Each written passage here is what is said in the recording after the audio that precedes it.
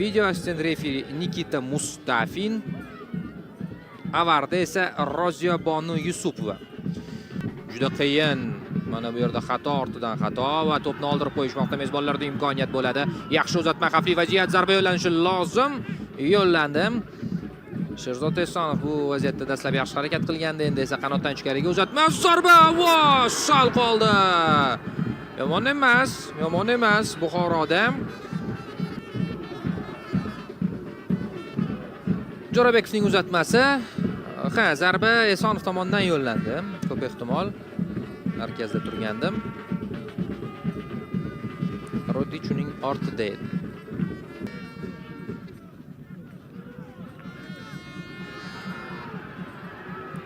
Buxoroda imkoniyat chap qanotga to'p yetkazildi. Jarima maydonchasi ichida futbolchi zarba yo'llandi, darvozabon egallab oldi. Chap qanotdan ham otib beraveraman deb ichkariga to'pni tashlayaptim. Sal qiyin bu maydonda, chunki o'sha zarba va gol! Buxoro! Vladimir Rodic hisobni ochmoqda. Maqsadiga yetdi. Hozir o'zingiz ko'rasiz. Mana Jo'rabekov kurash g'alaba qozondi. Begic adashmasam keyin mana bu yerda himoyachidan u qadar ishonchli bo'lmagan o'yin va Rodic tayyor turgandi. Voqealarning bunday rivojiga.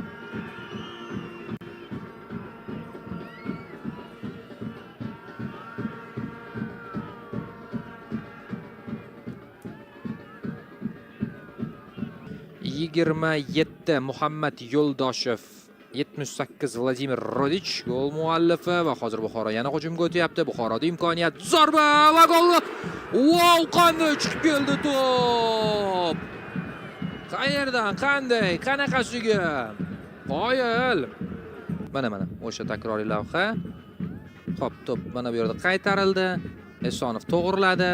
Esonov zarba yo'lladi va to'sindan qaytyapti. Darvozabon ham ozgina yo'nalishni o'zgartirgan chog'i. Bilmadim. Bu takroriy lavhadan tushunish qiyin bo'ldi. Qiyin edi o'tishim.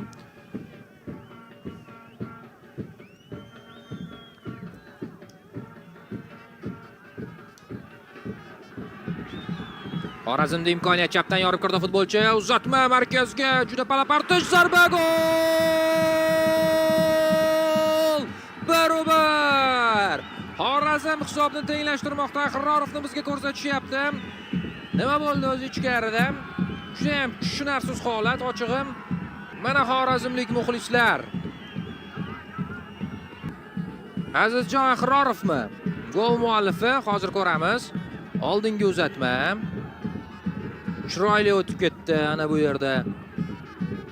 Qanotdan futbolchi sherigiga ohista Buxoro vakillari bir-birlariga ishonib qolishdi, oxiri esa to'p Axrorovga nasib etdi. Axrorovga uzatma esa Alex Lucio tomonidan amalga oshirilgandi. Mana u, qarang, chiroyli o'tib ketgan futbolchi. Kimdan o'tib ketdi? Veljko Filipovichdan. Bu safar u ramziy terma jamoaga kirmasa kerak. Keyin qarang. 3 futbolchi, hatto 4 futbolchi Axrorovga qarshilik ko'rsata olishmadi. Qanotdan ichkariga uzatma Esonov, olisdan zarba bo'ladi. Bor zarba va yo'nalishni o'zgartirish ham mumkin edi. Endi bilmadim, ofsayd bo'larmidi yoki yo'qmidi. Ubaydullayev ulgurganida, lekin u ulgurmadi.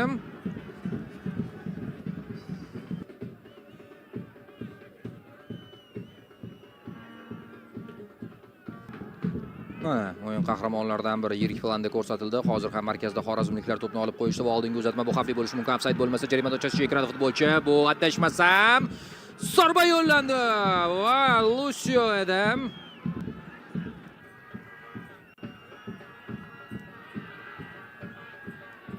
Chiroyli olib qo'yishdi Xorazm vakillari. Ularda imkoniyat, ichkarida futbolchi o'zida ushlab turibdi, zarba. Yaxshi o'ylagandi. Otib beradi. Zambarakdan to'pni kuzatamiz. Bu yana xavfli bo'lishi mumkin. Mana o'sha Zambarak to'p uloqtirildi. Roziyev. Mana imkoniyat Esonov. Darvozabon to'pni egallab olmoqda. Buxoro mag'lubiyatsiz seriyani davom ettiradi. Xorazm ham safardan durang bilan qaytadi. Balki bu ikki jamoa uchun ham o'sha boya aytganimizdek yomon bo'lmagan natijadir.